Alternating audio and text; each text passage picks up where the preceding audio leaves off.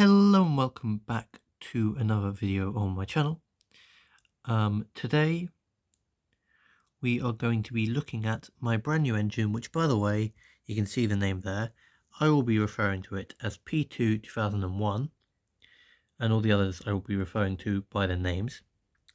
It's just this one is on the verge of YouTube maybe not liking its name, but it was named it by the L and the R, so interesting one, that one. Here are the boxes, just off to the side. I'll bring them in now. So it's got broken brake thing at the bottom, but that can be fixed. And then all these spare parts are at the bottom, on the side, just there. Doesn't want to focus on them, but underneath there, and that's the box that it came in.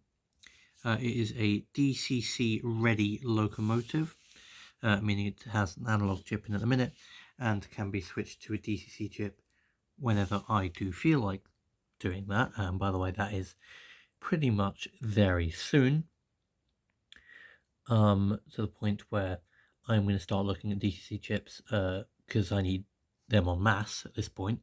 I've got maybe 3-4 locomotives that need DCC chips, so that will be a future investment to be made.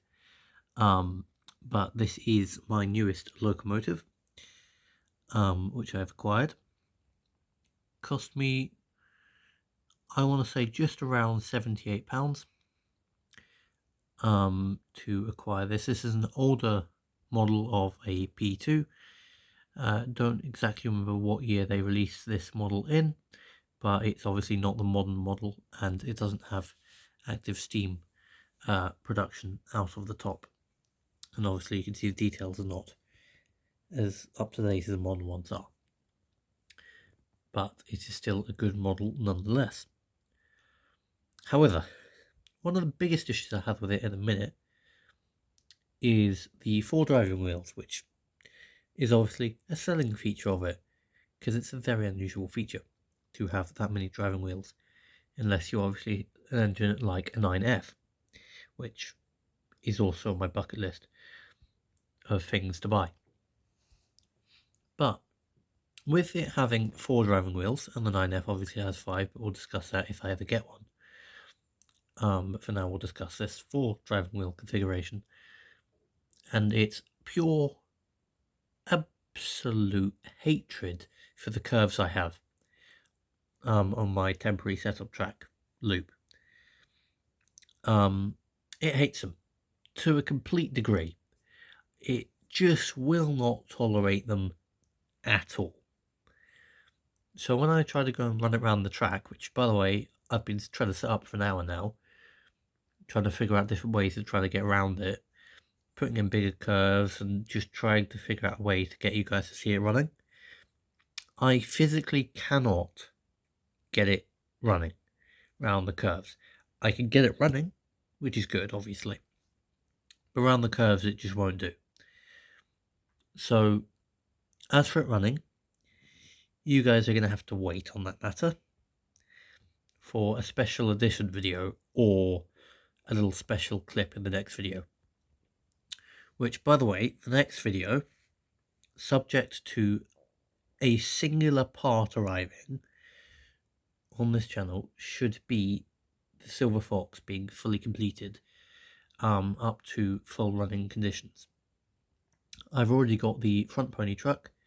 It is sitting off camera awaiting fitment, and then the tender is on its way currently and should hopefully be delivered very soon. Right, so as I was saying, where was I? It was only like 10 seconds ago for me. I just had to pause quickly because it was a delivery. No, it was not the tender, unfortunately. Wish it was. But where was I? The tender should be here shortly. Once it does get here, as a tender for the Silver Fox, front pony truck is also here. So once I get the tender, I can then put it all together, and we can have some fun with having 2 Silver Foxes running on the test track. With this, running it, I simply have to run it at the Walthamstow Pump House Museum, which means you guys have to wait for me to record it on Sunday. which I hope to do if it even fits around their corners, which is not a guarantee.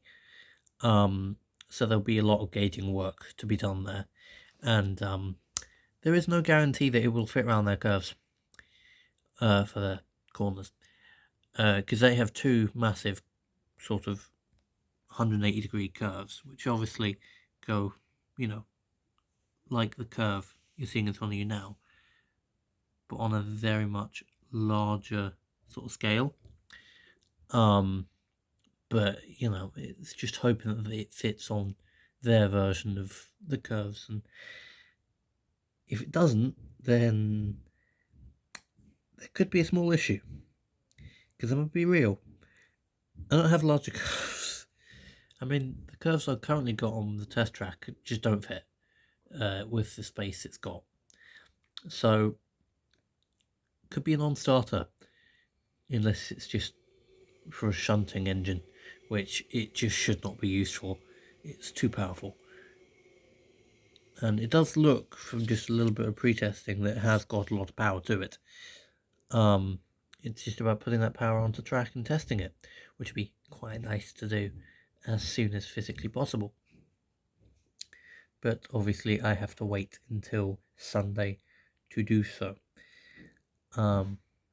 Which is okay, but would rather run it today for you guys to see, but it is not going to work out that way. Also potentially in the future. Now this is going to be years in the future, if I'm being honest, if ever. I might buy some more modern P2s, like 2002 Earl Marshall, and potentially the Prince of Wales as well. But that would be, hopes and dreams, effectively. And obviously, if I was to buy them in the modern form, they would both be extremely expensive, because I would get sound, DCC, the boiler smoke box light thing, and also get it to be able to produce smoke. So, it's an idea, unlikely to ever happen, to be completely honest, but it is an idea nonetheless. But, we at least have a new engine, a new mainline one for that matter. So expect to see some clips of it running very soon, and I will start to record my engines running a bit more, and hopefully I'll get enough clips I can put a compilation together of my engines running around, and just having a nice fun running session. But with that being said, I hope you all look forward to seeing this thing run, and this is the newest engine I've got.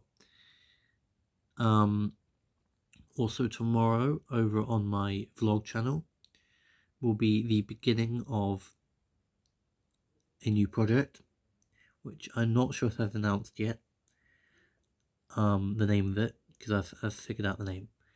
But from here, it was the A1 Pacific chassis project, but it has got a name. It's going to be a specific engine now, so go check that out tomorrow, to see the chassis being pulled apart very gently and very carefully, and prepped for work, and being turned into a lovely new engine, which you will find out the name for tomorrow on my vlog channel. Anyway, with that being said, that's it for this video. Oh wait, I need to show you the front of the engine. That's what it looks like from the front, just in case anyone was wondering. I thought I'd show you that. But yeah, it's a nice side view. If it wants to focus, there you go. Nice rear view of the locomotive.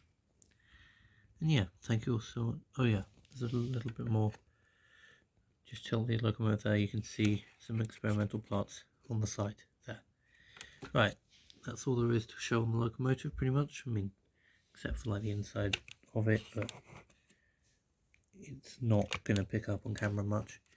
But yeah, thank you all so much for watching this video. If you did like this video, please like, subscribe, and turn on your post notifications when you do subscribe, so you never miss another upload from me. And I shall see you all next week, hopefully with the silver fox finally being completed.